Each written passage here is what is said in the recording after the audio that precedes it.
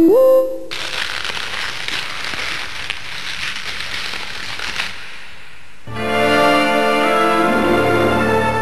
Soviet Russia, it may have taken ages to get a washing machine, but they did do a nice line in rockets.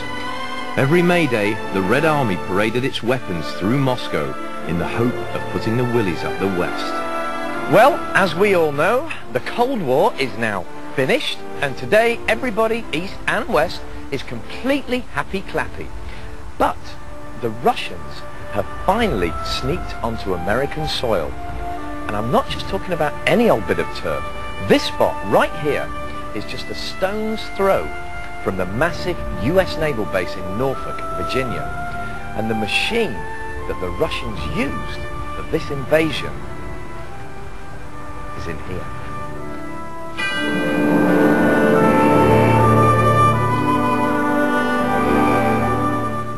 This mysterious Russian machine is actually no threat to the Americans.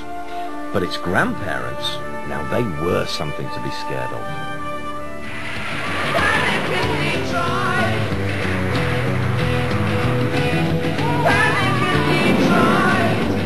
These are the wing ships. Developed in incredible secrecy during the Cold War, they could fire missiles and carry hundreds of troops at amazing speeds across water or land. The Red Army planned to build a huge wingship armada, but thankfully failed. So today, the Russian engineers are building less frightening versions, which they hope will revolutionize water travel. We had a TV series in England called Thunderbirds, and this looks like it belongs on it. Well, it looks more like a seabird. It uses about the same principles which large seabirds or water birds are using. When large birds are flying close to the surface, they use up less energy, and they can travel faster and farther without having to beat their wings. The physics of the effect was investigated by designers starting from, let's say, early 30s, and they came to the conclusion that when a wing is moving close to the surface, an air cushion is generated as build-up under the wing, and it results in more lifting force, let's say. But a hovercraft also sits on a cushion of air. What's the difference? The difference is that a hovercraft uses a lot of additional energy to generate this cushion. This craft uses the natural cushion of air, the oncoming airflow. The faster it moves, the higher is the pressure under the wing.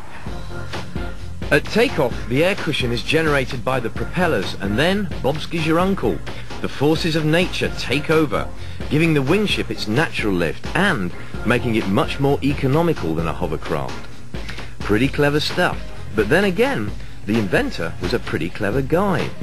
Yevgeny Alexeyev and his team developed the wingships for the Red Army throughout the 1960s and 70s. And by far the biggest was the 10-engined Caspian Sea Monster. Масса его взлетная была до 500 тонн, скорость до 500 км в час. Необычность этого зрелища тогда еще не с чем было сравнить, когда, значит, с такой громадной скоростью эта громадная машина несется на высоте 2-3 метров и исчезает. А потом к этому ко всему привыкли. The Caspian Sea Monster, all 328 feet of it, crashed during a test flight in the early 80s. It had cost $100 million plus to build, and indeed it was money which would be the downfall of the Red Army Armada. As the Soviet Union collapsed, so did the military piggy bank, and today half-built wing ships still sit in hangars across Russia. Hopefully, my passenger version wasn't missing any components.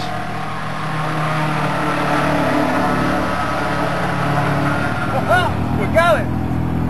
What he's trying to do now, he keeps altering the balance of that flap at the back and the tilt of those rotor blades at the front.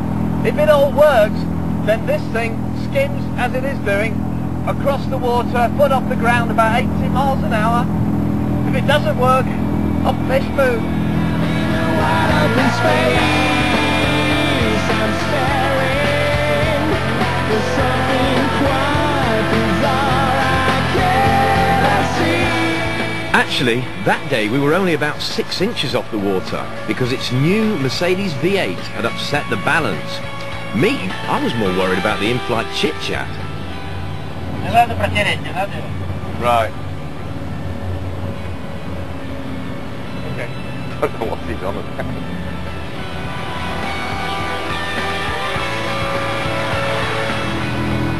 I'm just looking for anything that says made by Lada. If it is, I'm out of here. At the moment, a wingship like this costs around £100,000, and the Russians are hoping to sell them as water taxis in the Caribbean. But they'd better get a shift on, because capitalism moves quickly, and the Germans are already developing their own 80-seat passenger versions to be used in the Baltic.